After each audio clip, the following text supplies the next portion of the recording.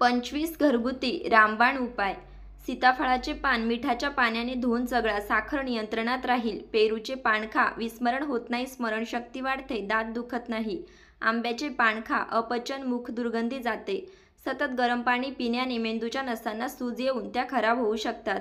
सुजलेल्या भागावर खाण्याचा पान चोळल्याने सूज दूर होते. कानाखाली हात घेऊन झोपल्याने मेंदूला होणारा रक्तपुरवठा विस्कळीत होतो. हात व मान दोन्ही दुखू लागतात.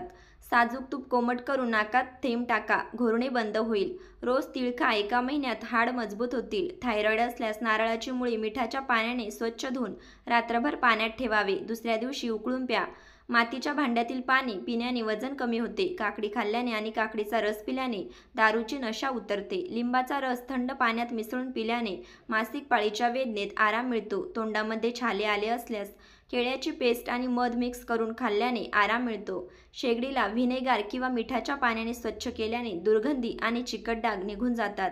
रक्त शुद्ध राहण्यासाठी घाम येणे खूप महत्त्वाचे आहे. दिवसातून एकदा व्यायाम करून किंवा कोणतेही काम करून आपल्या शरीराला घाम येणे सुनिश्चित करा. ते आपल्या शरीरातील विषारी घटक काढून टाकतात. जर तुम्हाला सतत चिडचिड होत असेल किंवा सतत उदास वाटत असेल तर 2 ते 3 काजूंचं सेवन नियमित केल्याने बरे वाटेल. जर नियमितपणे टोमॅटोवर सैंधव मीठ टाकून खाल्ल्याने उच्च रक्तदाबाच्या त्रासामध्ये आराम मिळतो. खोकल्यापासून आराम मिळवण्यासाठी पुदिनाच्या चहामध्ये चिमूटभर मीठ टाकून पिल्याने जुन्यातला जुना खोकला बरा होतो. किडनी स्टोनची समस्या असल्यास नारळ पाणी प्यावे. असे केल्याने युरिन इन्फेक्शनची समस्या दूर होते. उभे राहून पाणी प्यायल्याने गुडघेदुखीचा त्रास होतो. याशिवाय पाणी प्यायल्यानंतर लगेच वाकू नये, श्वासाच्या नळीत जाऊ शकते. चक्कर येऊ लागल्यास 1 छोटी वेलची पाण्यासोबत घ्या, चक्कर येणे बंद होईल.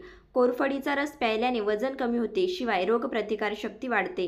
झोपेच्या कमतरतेमुळे त्रास होत असेल तर भिजवलेले अक्रोड खा, यामुळे झोप चांगली येण्यास मदत होईल. कच्चा कांदा खाल्ल्याने उच्च रक्तदाब नियंत्रणात राहतो. तसेच ब्लॉक झालेल्या नसा देखील मोकळ्या होतात व हृदयविकाराचा धोका कमी होतो. व्हिडिओ आवडल्यास व्हिडिओला लाईक, शेअर आणि चॅनलला सबस्क्राईब नक्की करा. धन्यवाद.